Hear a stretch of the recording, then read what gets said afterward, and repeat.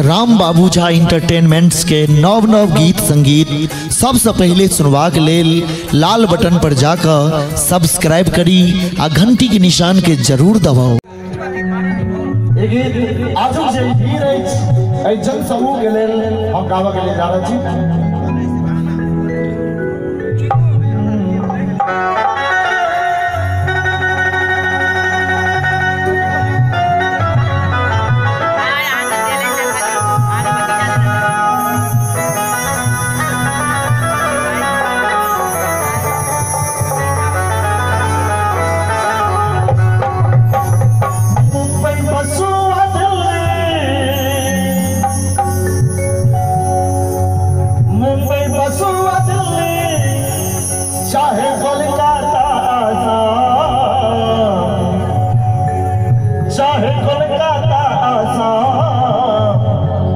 मैथिल भाई हमर प्रणाम, मैथिल भाई हमर प्रणाम, मैथिल भाई हमर प्रणाम, मैथिल भाई हमर प्रणाम। मुंबई बसुआ दिल्ली, मुंबई बसुआ दिल्ली, चाहे कोलकाता आसाम, मैथिल भाई हमर प्रणाम, मैथिल भाई हमर प्रणाम, मैथिल भाई हमर प्रणाम, मैथिल भाई हमर प्रणाम।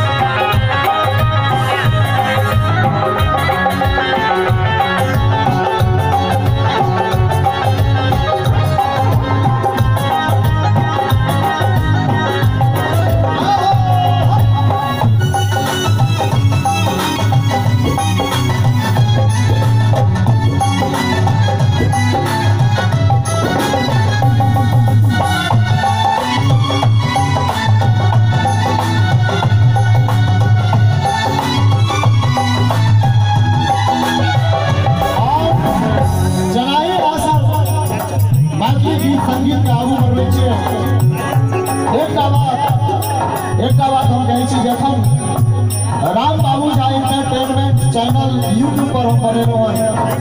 आज सबके शब्द पर ध्यान देवे। एखन हम यूट्यूब पर राम बाबू झा इंटरटेनमेंट चैनल बनेलो हैं।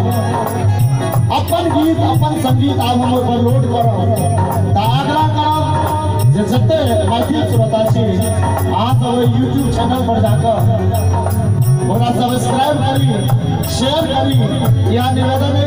और अपन गीत अपन संगीत के आगू बढ़ावी। अहाँ सब मैथिल के सच सुनी, अहाँ सब भाषा के प्रचार करी।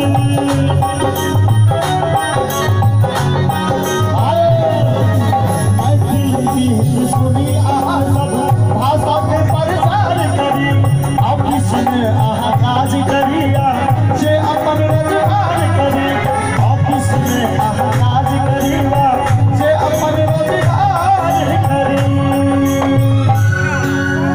और एक बेर अहाँ सब आगू से लऽ कऽ पाछू तक हाथ उठा देबै और मिथिला मैथिल के लेल खास कऽ मिथिला मैथिल के लेल हमरा संगे ताल पर ताली देबै।